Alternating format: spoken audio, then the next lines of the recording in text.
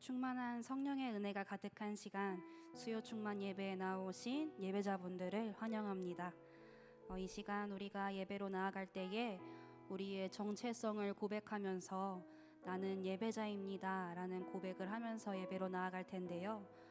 이 시간 우리의 예배가 당연한 것이 아니라 하나님께서 우리에게 열어주신 기회임을 고백하면서 이 시간 우리의 정체성을 함께 고백하며 예배로 나아가길 소망합니다.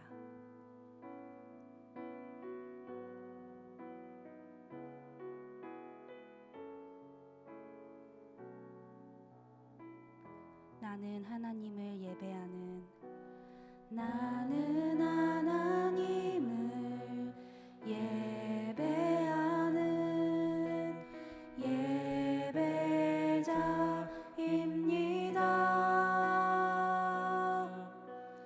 내가 서 있는 곳 어디서나 하나님을 예배합니다.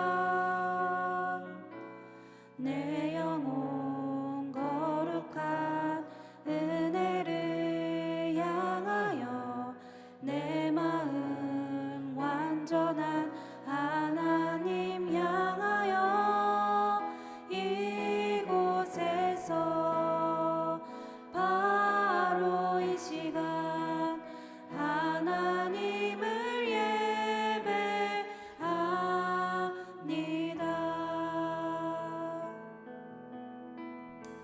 나는 하나님을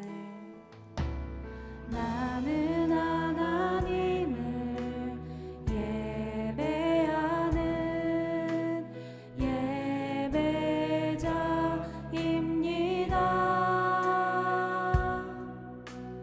내가 서 있는 곳 어디서나 하나님을 예배합니다.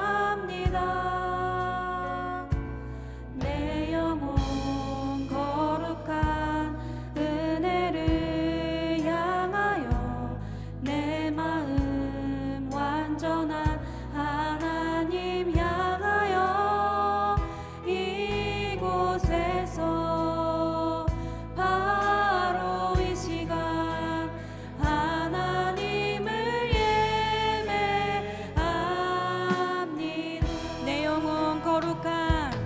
내 영혼 거룩한 은혜를 향하여 내 마음 완전한 하나님 향하여 이곳에서 바로 이 시간 하나님을 예배합니다. 처음부터 고백하기를 원합니다. 나는 하나님을 예배하는 예배자입니다. 내가 서 있는 곳 어디서나 하나님을 예배합니다. 내 영혼 거룩한 은혜를 향하여 내 마음 완전한 하나님 향하여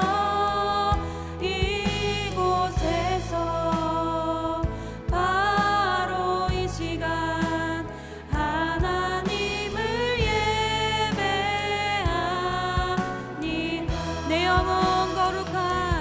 내 영혼 거룩한 은혜를 향하여 내 마음 완전한 하나님 향하여 이곳에서 바로 이 시간 하나님을 예배합니다.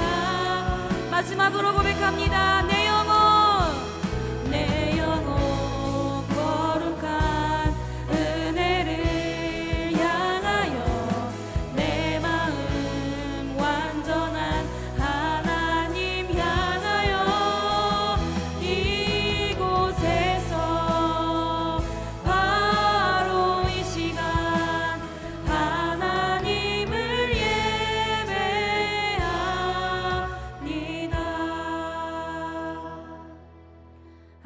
시간 바로 이곳에서 우리가 하나님을 예배합니다. 자격 없는 우리이지만 하나님께서 예수 그리스도를 통하여서 우리가 예배할 수 있도록 이 자리를 열어주셨음을 믿습니다. 하나님 그 고백 아래에 우리가 이 시간 예배하며 우리의 전심을 다하여 하나님께 나아가길 소망하오니 이 시간 우리의 마음 문을 열어주시어서 우리가 온 마음과 온 정성을 다하여 하나님께 예배할 수 있도록 주님 이끌어 주시고 함께하여 주시옵소서. 성령님께서 이곳 가운데에 마음껏 운행하시기를 간절히 원하오며 예수 그리스도의 이름으로 기도합니다. 아멘.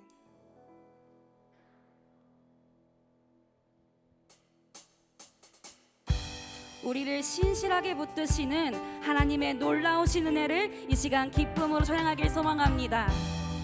이 시간 박수하시면서 찬양하길 소망합니다. 나의 반석이신 나의 반석이신 하나님 행하신 모든 것 완전하시니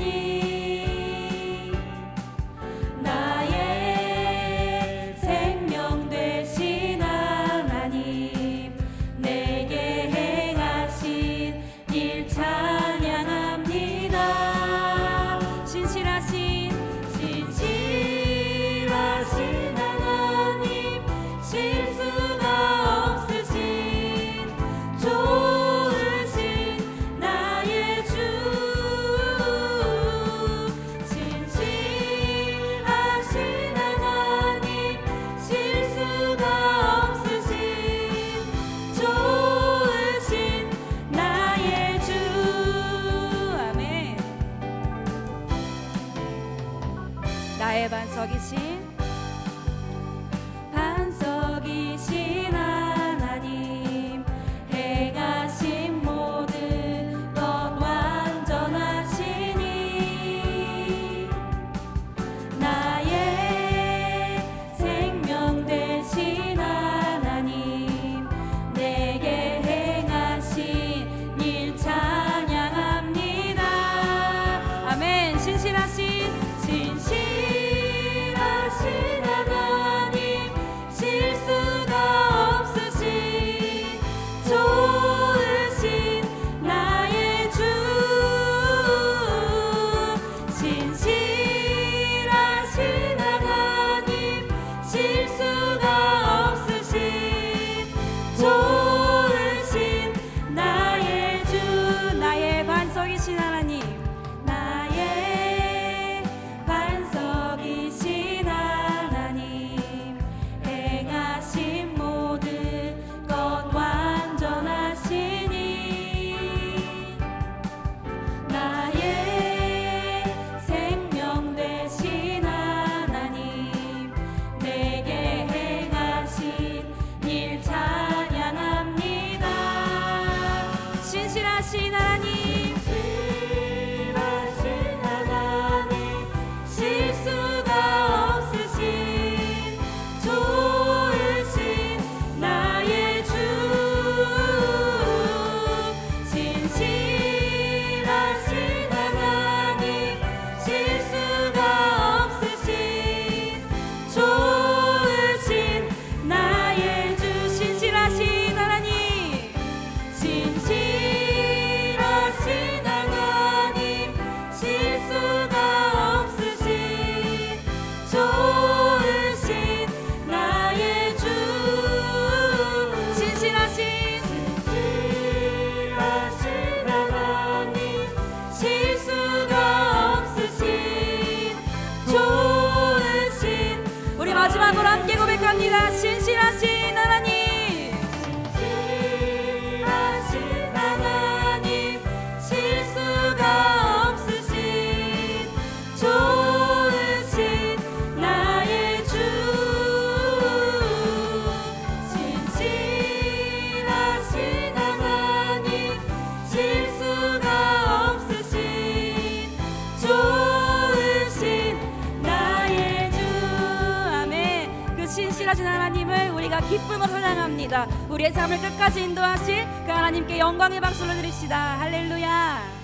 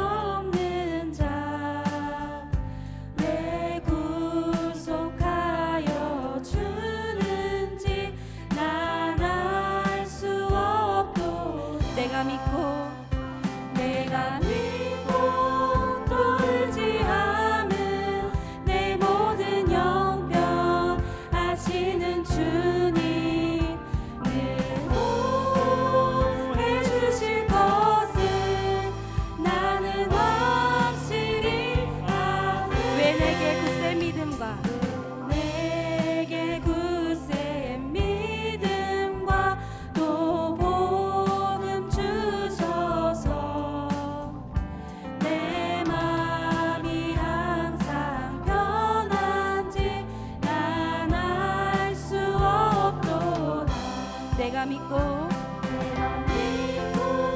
또 의지함은 내 모든 형편 아시는 주님 늘 보호해 주실 것을 나는 확실히 알아. 내가 믿고 또 의지함은 내가 믿고 또 의지함은 내 모든 형편 아시는 주님 늘 보호해 주실 것을 나는 확실히 알아. 3절로 고백합니다. 왜 내게 성령 주셔서 내 마음 감동해 주 예수 믿게 하는지 난 알 수 없도 주 언제 강림하실지 주 언제 강림하실지 혹 밤에 혹 낮에 또 주님 만날 그곳도 난 알 수 없도 내가 믿고 또 의지함은 내 모든 형편 아시는 주님 늘 보호해 주실 것을 나는 확실히 아네. 내가 믿고 또 의지함은 내 모든 형편 아시는 주님 늘 보호해 주실 것을 나는 확실히 마지막으로 함께 고백합니다. 내가 믿고 또 의지함은 내 모든 형편 아시는 주님 늘 보호해 주실 것을 나는 확실히 아네. 아멘.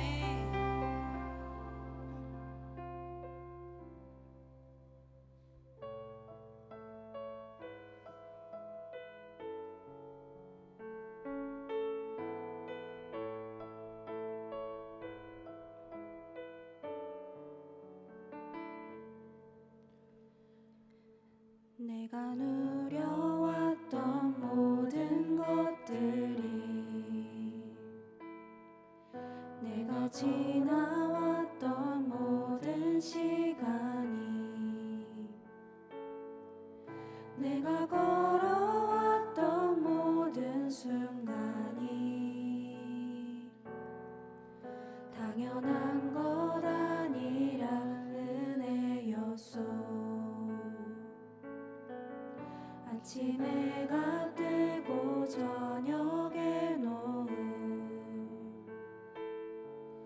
봄의 꽃향기와 가을의 열매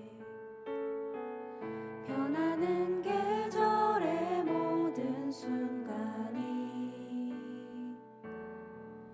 당연한 것 아니라 은혜였소.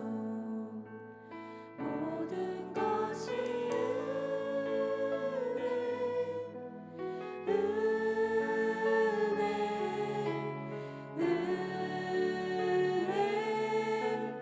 한없는 은혜 내 삶에 당연한 건 하나도 없었던 것은 모든 것이 은혜였소. 내가 이 땅에 태어나 내가 이 땅에 태어나 사는 것 어린아이 시절과 지금까지 숨을 쉬며 살며 꿈을 꾸는 삶 당연한 것 아니라 은혜였소. 내가 하나님의 자녀로 살며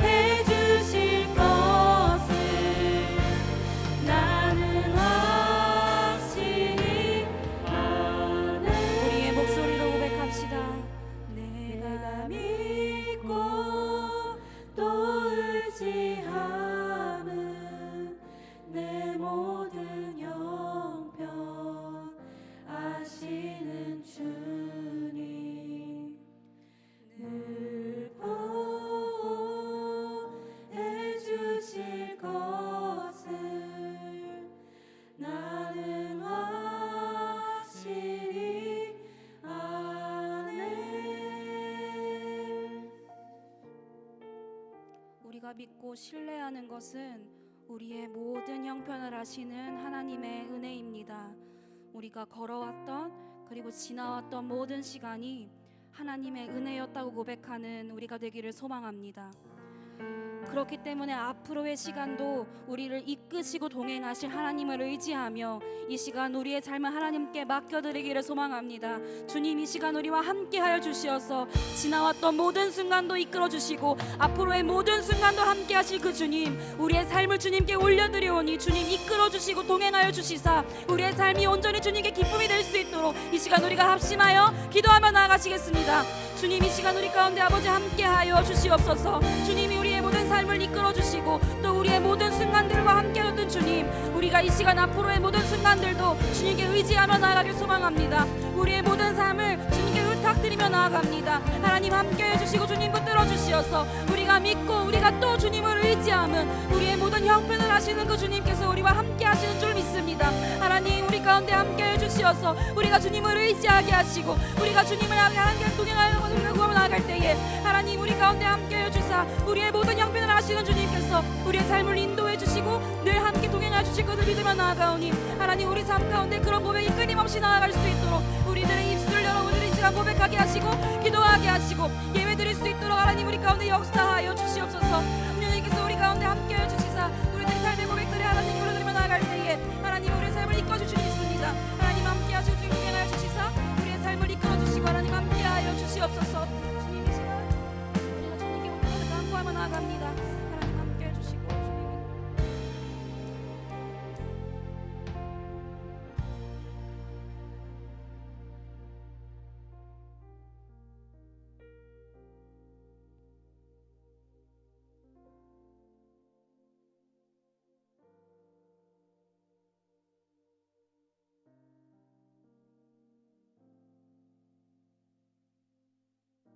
하고 충만한 은혜가 무엇인지 마음속 깊이 깨닫는 시간이 되게 하여 주시옵소서. 우리의 삶에 그 어떤 희망이 보이지 않는 순간일지라도 은은하게 피어오르는 은혜의 향기를 바라보며 간직할 수 있도록 인도하여 주시옵소서. 예배를 통해 주님을 만나고 주님의 임재를 경험하며 그 영광의 빛을 바라보는 이 시간 되게 하여 주셔서 나의 마음에 다시금 주님의 힘과 능력이 쌓여가 우리의 삶에서 주님을 찬양하는 우리가 되게 하여 주시옵소서. 이 모든 것들 주님께서 이끄시고 함께하여 주실 것을 믿사오며 살아계신 우리 주 예수 그리스도의 이름으로 기도하옵나이다. 아멘.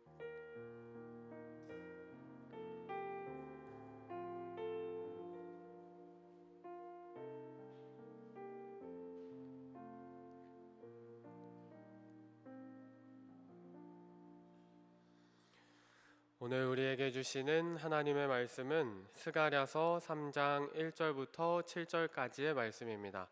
스가랴서 3장 1절부터 7절까지의 말씀을 한 절씩 교독으로 읽으시고 마지막 7절 말씀은 함께 읽겠습니다. 스가랴 3장 1절부터 7절까지의 말씀입니다. 대제사장 여호수아는 여호와의 천사 앞에 섰고 사탄은 그의 오른쪽에 서서 그를 대적하는 것을 여호와께서 내게 보이시니라.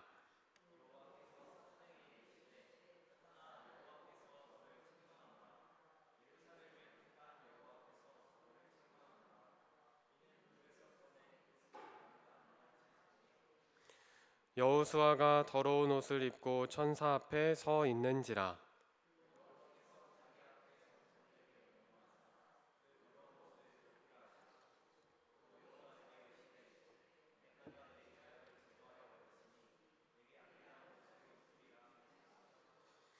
내가 말하되 정결한 관을 그의 머리에 씌우소서 하매 곧 정결한 관을 그 머리에 씌우며 옷을 입히고 여호와의 천사는 곁에 섰더라. 만군의 여호와의 말씀에 내가 만일 내 도를 행하며 내 규례를 지키면 내가 내 집을 다스릴 것이요 내 뜰을 지킬 것이며 내가 또 너로 여기 섰는 자들 가운데에 왕래하게 하리라. 아멘. 이는 우리에게 주신 하나님의 말씀입니다. 아멘.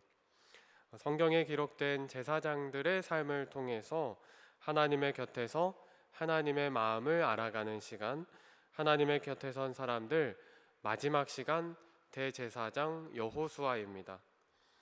이번 시리즈에서 가장 중요한 단어가 있었다면 바로 곁이라는 단어입니다. 처음 이 시리즈를 시작할 때에도 말씀드렸듯이 곁이라는 말은 옆이라는 말과는 사뭇 느낌이 다르다는 말씀을 드렸습니다.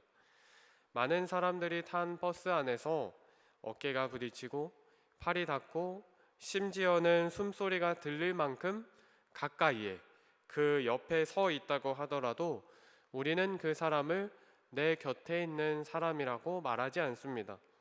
가까이 있다고 해서 곁은 아니기 때문입니다.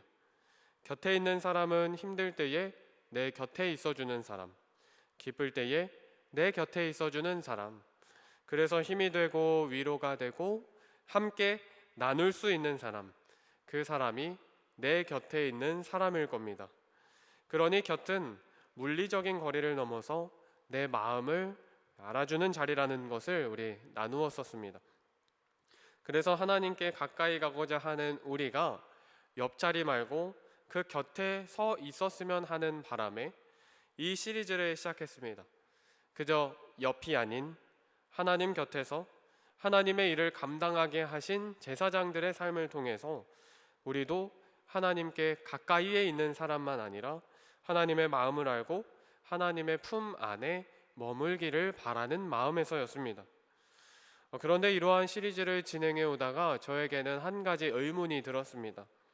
도대체 왜 우리는 하나님 곁에 서고 싶은 걸까요? 또 그 자리가 왜 우리가 가야 하는 자리일까요? 그 이유에 대해서 생각해 보면 우리가 곁에 가고 싶은 그 이유는 단순히 그 자리가 영광스러워 보이기 때문만은 아닐 겁니다.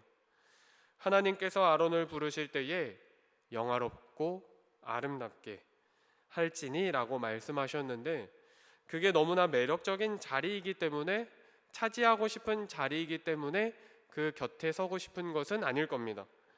물론 하나님의 곁은 영광스러운 자리입니다. 복된 자리이고 은혜의 자리이죠. 그런데 우리가 정말로 하나님의 곁에 가고 싶은 이유가 무엇일까라고 하는 겁니다.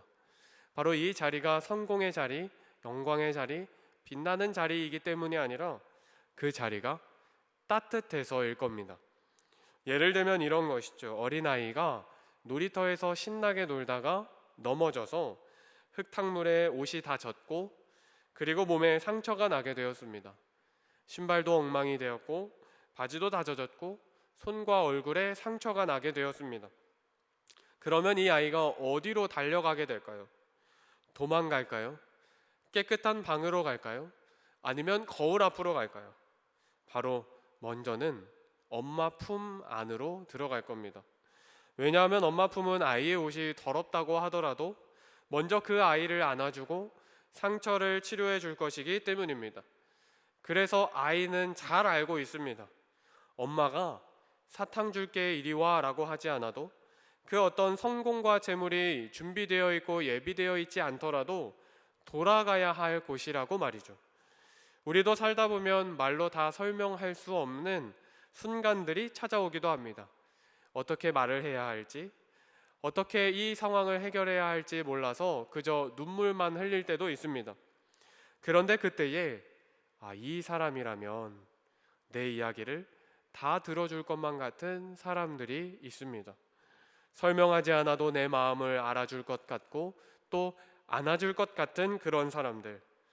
그 따스한 품, 무엇보다 나를 가장 따뜻하게 안아줄 그 품이 우리 주님의 품이기 때문에 우리는 하나님의 곁에 서고 싶을지도 모른다는 것이죠. 내가 잘해서가 아니고 내가 완벽해서가 아니고 오히려 부족하기 때문에 오히려 연약하기 때문에 그래서 더 하나님 곁에 가고 싶은 것이죠.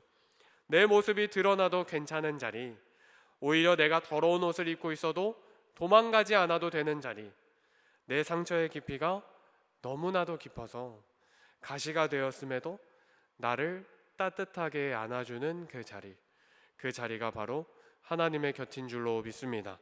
오늘 본문은 바로 그러한 장면들을 우리에게 들려줍니다. 3절입니다. 여호수아가 더러운 옷을 입고 천사 앞에 서 있는지라. 보통 여호수아라고 말할 때에 가장 먼저 떠오르는 인물이 있다면 모세의 뒤를 이어서 이스라엘을 이끌었던 여호수아가 먼저 생각이 납니다. 12정탐꾼 중 하나로 가나안 땅을 정탐했고 사람들이 두려워서 떨 때에 우리는 메뚜기와 같아 보이나 그들은 우리의 밥입니다 라고 고백하였던 사람, 그렇게 요단강을 건너고 여리고를 무너뜨리는 데에 믿음으로 앞장섰었던 사람, 그래서 여호수아라는 이름을 들으면 강한 믿음, 담대한 순종, 최후 승리라는 단어들이 우리에게 떠오릅니다. 그런데 오늘 살펴보게 될 여호수아는 그 여호수아와는 사뭇 다릅니다. 이름은 같지만 시대가 다르고 또 행하는 직분 자체가 다릅니다. 오늘 살펴볼 여호수아는 바로 바벨론에 의해 죽임을 당하였던 대제사장 스라야의 손자, 포로 귀환 후에 대제사장으로 활동한 인물 여호수아입니다. 그러니 전쟁터에서 칼을 들고 정복해야 했던 사람이 아니라 오히려 무너진 예배를 다시 세워야 했었던 사람, 무너진 신앙을 다시 세워야 했었던 사람이었다는 겁니다. 그렇다면 포로에서 돌아왔고 예배를 다시 회복해야 하는 시점에 등장하는 대제사장이라면 어떤 모습이어야 했을까요? 무언가 거룩하고 흠이 없고 무언가 대단한 능력을 지니고 있어서 든든하게 예배를 세워갈 것만 같은 사람처럼 보여집니다. 하지만 오늘 본문은 전혀 다른 모습으로 시작합니다. 다시 한번 3절 말씀을 보면 여호수아가 더러운 옷을 입고 천사 앞에 서 있는지라 라고 말씀합니다. 이 여호수아가 담대하고 무언가 승리할 것만 같고 이길 것만 같은 든든한 모습으로 서 있는 것이 아니라 더러운 옷을 입고 그 자리에 서 있다는 것이죠. 이건 율법으로 보아도 참 이상한 일입니다. 분명 대제사장은 정해진 옷을 입고 하나님을 섬겨야만 합니다. 때로는 12개의 보석이 박혀있는 아름답고 정결한 옷을 입으며 하나님 앞에 나아가야 했고 또 거룩한 옷을 입어서 하나님께 나아가야만 했습니다. 물론 시대적으로 포로 귀환 이후였기 때문에 부족한 것도 사실이었을 것이고 또 어렵다고 고백할 만한 것도 사실이었을 겁니다. 하지만 그렇다고 하여도 이 여호수아가 깨끗한 옷이 아닌 더러운 옷을 입고 하나님 앞에 섰다는 것은 율법적으로도 낯설고 이해할 수 없는 상황이었다는 것이죠. 그래서 1절을 보면 그 상황이 처음에 이렇게 보여졌다고 고백합니다.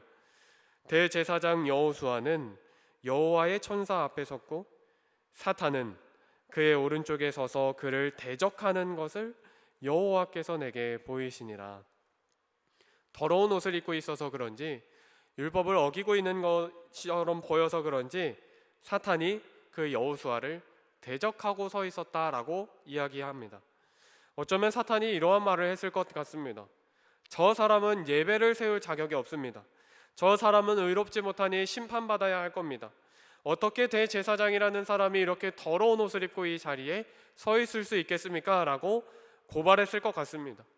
실제로 여호수아의 옷은 더러웠고 겉보기에도 흠이 있었고 고발할 이유가 충분해 보였기 때문입니다.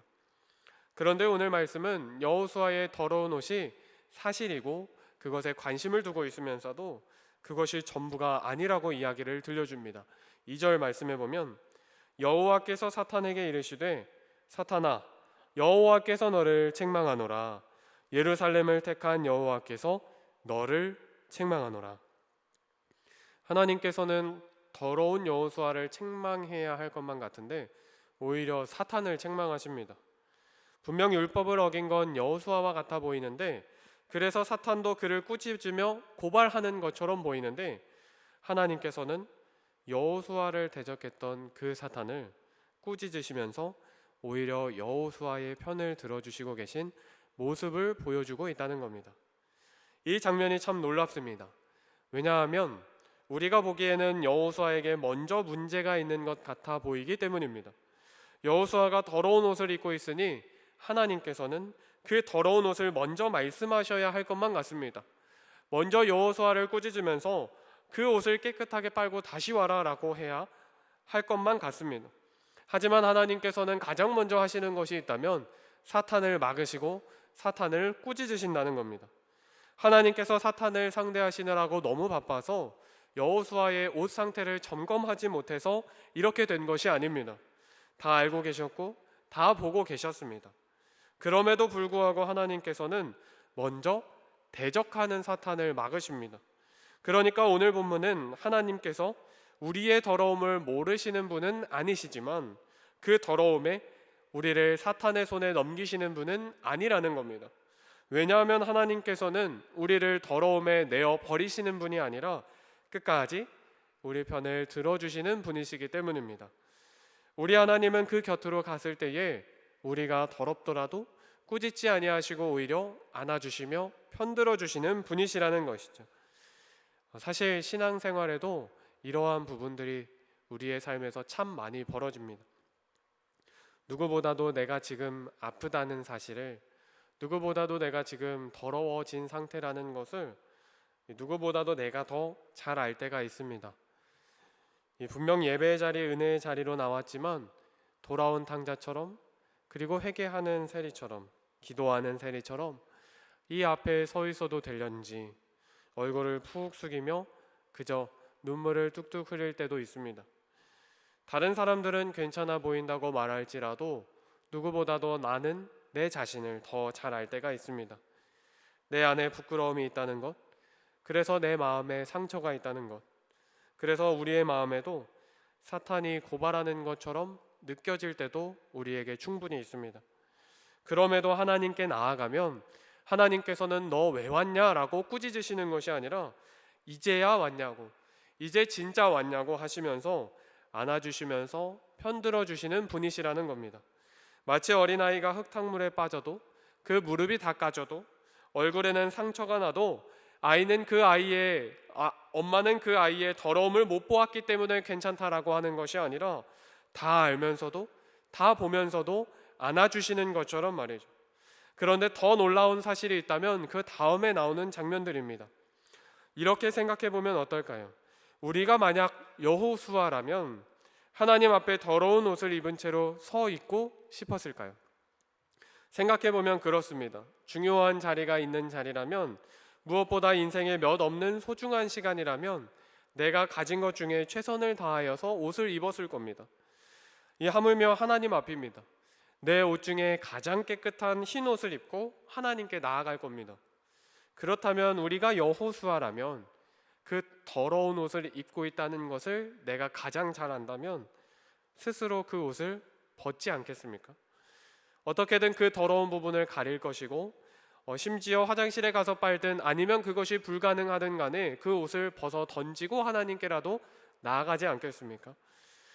그런데 오늘 본문 속에 여호수아가 마치 그것을 할 수 없을 것만 같은 느낌으로 더러운 옷을 입고 있었다는 것은, 무기력하게 그 자리에 서 있었다는 것은, 사탄에게 대적하는 자리에 서 있으면서 그저 더러운 옷을 입고 그저 아무것도 행하지 못하였다는 사실은 스스로 자신의 더러움을 해결하지 못하는 순간, 그런 아픔과 문제들을 내 스스로 해결할 수 없는 그 순간 여호수아가 서 있었을지도 모른다는 겁니다.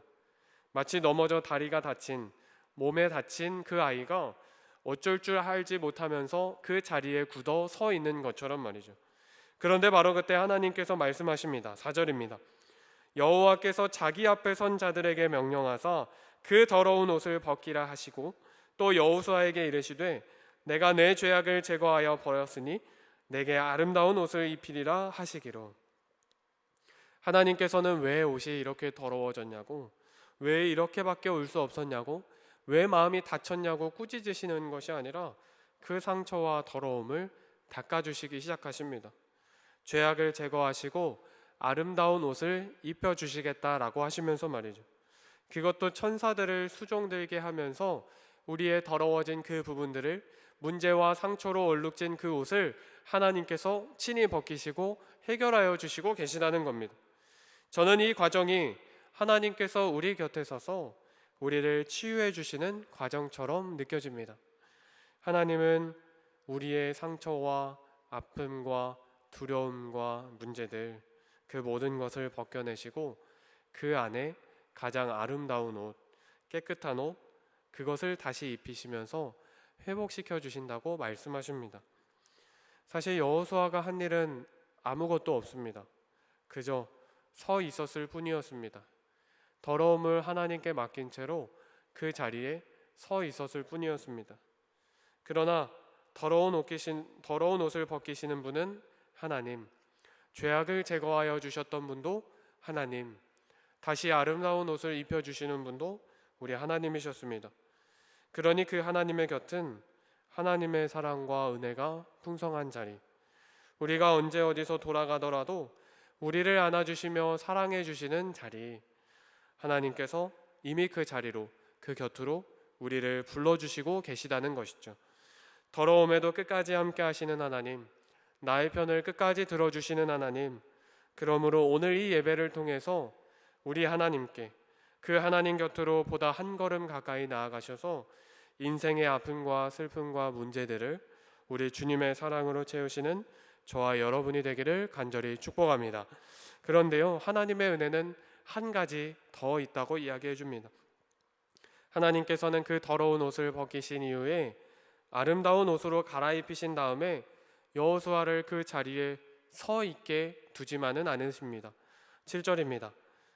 만군의 여호와의 말씀에 내가 만일 내 도를 행하며 내 규례를 지키면 내가 내 집을 다스릴 것이요 내 뜰을 지킬 것이며 내가 또 너로 여기 섰는 자들 가운데에 왕래하게 하리라.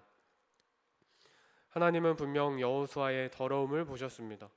그러나 아름다운 옷을 입히시고 한 가지 우리에게 주시는 행위가 있다면 새로운 삶을 맡기시고 심지어는 하나님의 그 집을 우리에게 맡겨주신다는 사실입니다. 내 도를 행하며 규례를 지키라.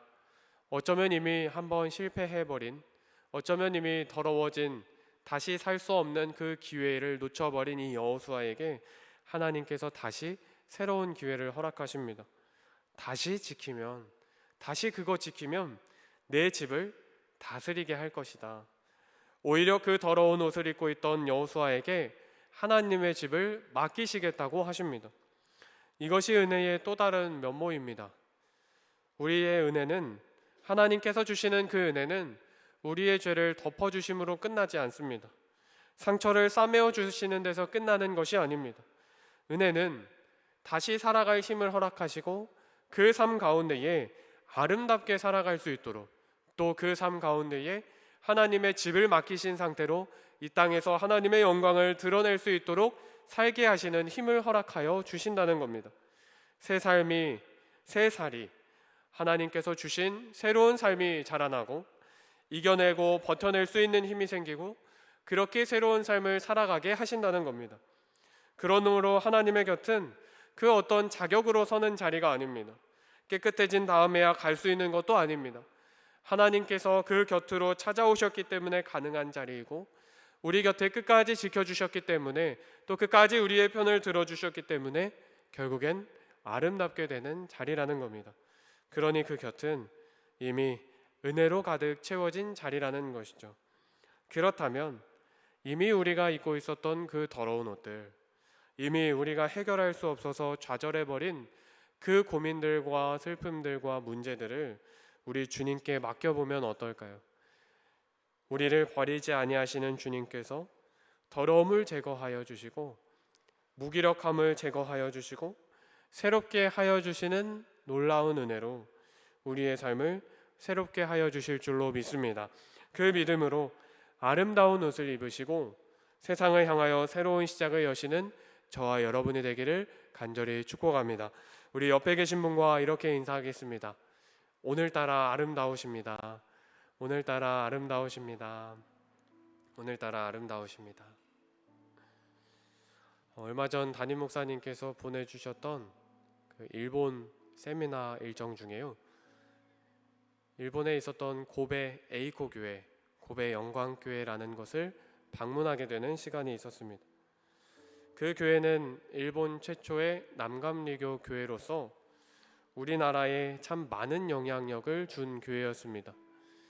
담임 목사님께서 그 교회의 역사와 더불어 한국 교회사에 미쳤던 그 은혜와 그 역사들을 나누어 주시면서 참 많은 은혜를 받았습니다. 그런데 어떤 목사님께서 이 중국어 성경 번역본을, 중국어 설교문을 들고는 여기에 이런 것도 있네요 라고 하시는 거였습니다. 그래서 담임 목사님께서는 이곳에 한국어로 번역된 설교문도 있어요 라고 하셔서 제가 그거 한번 보고 싶다라는 마음에 얼른 가서 그 설교문을 한번 찾아봤습니다. 참 우연히도 제가 마지막으로 들고 왔었는데요, 거기에는 이렇게 쓰여져 있었습니다. 축도란 무엇인가 하면 첫째로 이것은 하나님께서 주시는 축복이라는 의미가 있다. 그러므로 그것은 하나님께 축복을 간구하는 것이 아니라 축복을 선포하는 것이다. 그와 더불어 또 하나 있는 축도의 의미, 그것이 바로 파송이라는 것이다. 예배가 끝날 무렵 그 예배에 참여한 우리는 하나님의 축복을 받고 이 세상에서의 선교 사역으로 보내져 가는, 파송되어 가는 바로 그 하나님에 의한 파송의 말씀이 축도다. 그래서 도시샤 대학의 예배학 교수인 코시카와 히로이데 선생님 등은 그 축도를 받는 회중 측의 자세에 대하여서도 이렇게 설명했습니다. 하나님께서 우리를 축복해 주시는 장면이니 반성이나 묵상처럼 눈을 감은 자세가 아니라 당당하게 가슴을 펴고 앞을 응시하며 파송과 축복을 받아들이겠다는 결의를 보여줍시다. 당당하게 가슴을 펴고 앞을 응시하며 파송과 축복을 받아들이겠다는 결의를 보여줍시다. 저는 이 말이 오늘 말씀과 굉장히 유사하다는 생각이 들었습니다.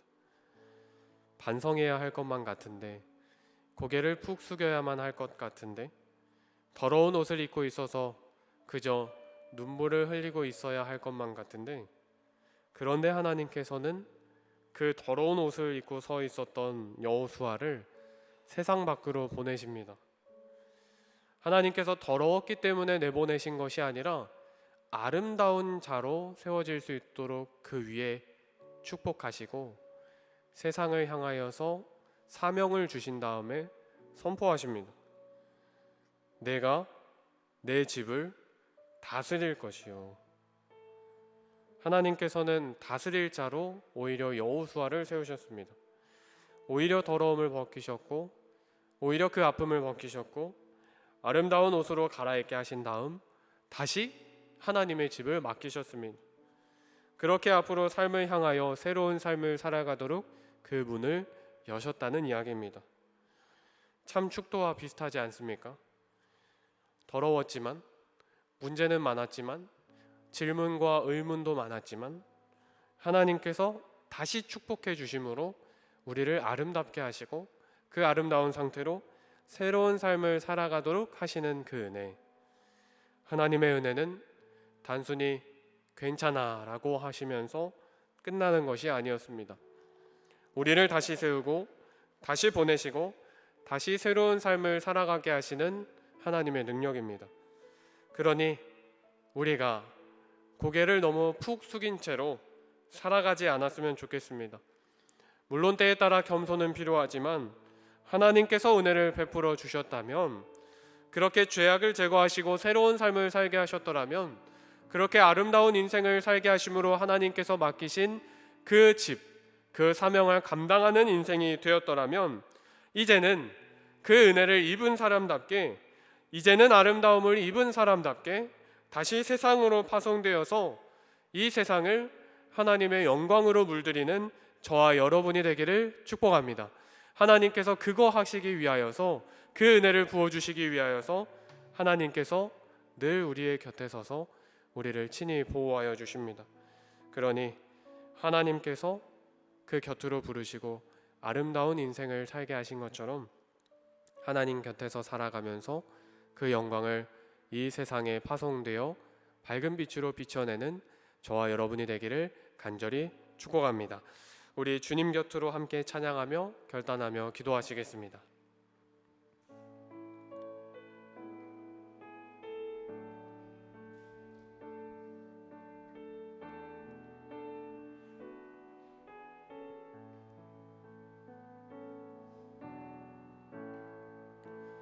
주님 곁으로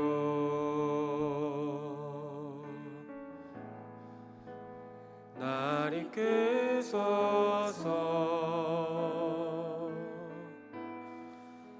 내 모든 것 다 드리며 주 음성 듣기 원하네. 나의 찬송만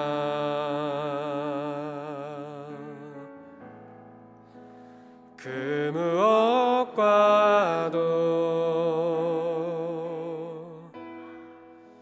바꿀 수 없는 주 사랑, 그뿐 안에 난 길이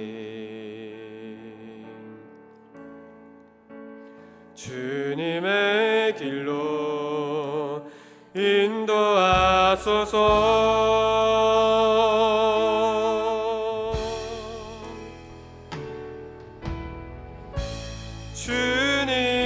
주님만이 내 모든 것 되시니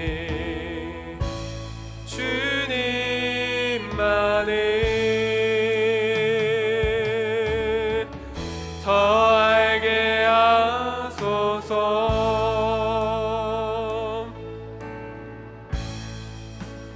나의 참 소망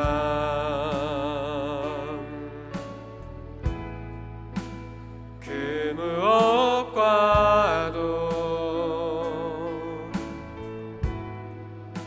바꿀 수 없는 주 사랑,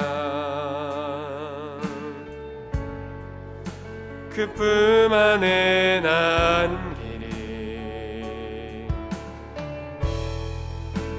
주님의 길로 인도하소서.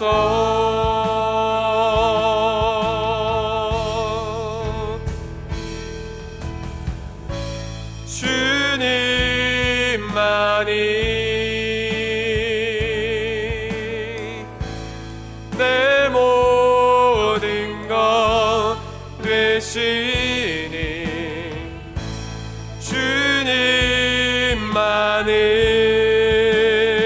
주님만을 더 알게 하소서.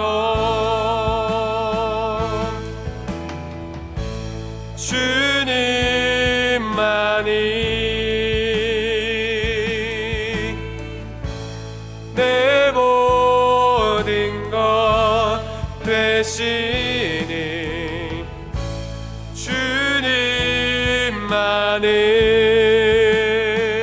주님만을 더 알게 하소서.